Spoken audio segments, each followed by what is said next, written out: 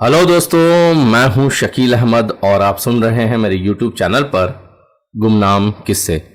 आज मैं कैसे ही गुमनाम किस्सा लेकर आया हूं जिसका टाइटल है वो करती भी तो क्या, और जिसे लिखा है जावेद निहाल हशमी ने। तो आइए चलते हैं कहानी की ओर।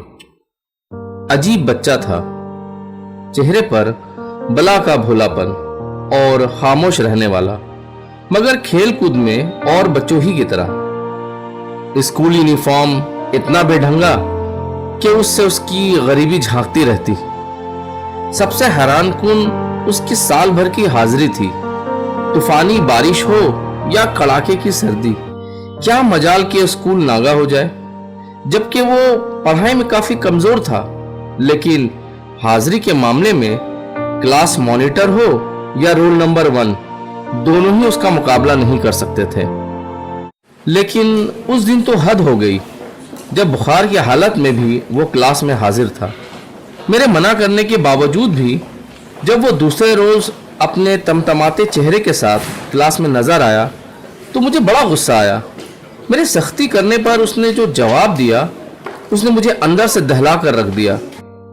जिस दिन मैं स्कूल नागा करता हूँ, माँ मुझे खाना नहीं देती है।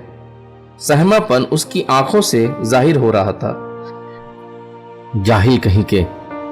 मेरे मिजाज में तलखी घुल गई। चाइल्ड लेबर से क्या कम है ये सख्ती? घर में तो कभी पढ़ाने बैठेंगे नहीं और सोचते हैं कि सिर्फ स्कूल अकेले उन्हें डॉक्टर और इंजीनियर बना देगा। मैंने टिफिन टाइम के बाद उसे जबरदस्ती एक दूसरे बच्चे के साथ उसके घर भेज दिया, इस वार्निंग के साथ कि अगले रोज अपने गार्जियन को भेजें, वरना उसे स्कूल में दाखिल नहीं होने दिया जाएगा। दूसरे दिन वो फिर क्लास में मौजूद था। उसने बताया कि माँ काम पर गई है, थोड़ी देर बाद आएगी।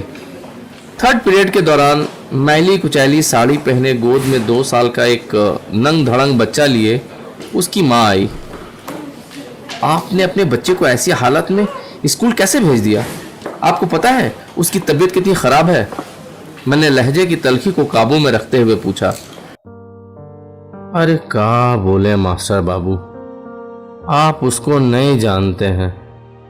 आए दिन वो बीमारी का बहाना करता है, इसीलिए तो हम उसका एक भी नहीं सुनते हैं।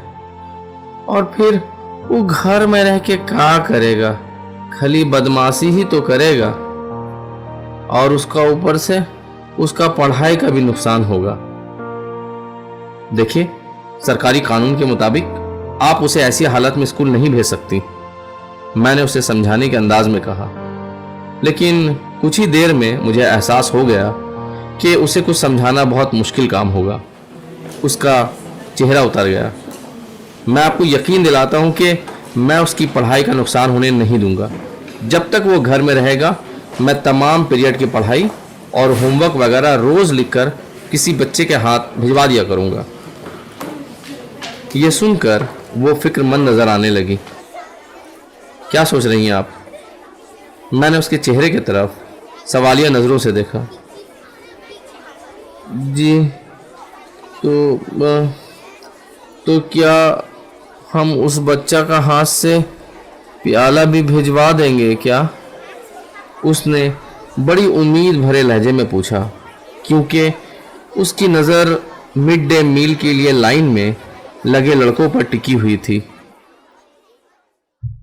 तो दोस्तों, ये थी एक छोटी सी कहानी। उम्मीद करता हूँ कि यह कहानी पसंद आई होगी। अगर आपको मेरी कहानी पसंद आई है तो मेरे चैनल को लाइक करें, कमेंट करें, सब्सक्राइब करें, और कहानी सुनने के लिए बहुत बहुत शुक्रिया दोस्तों।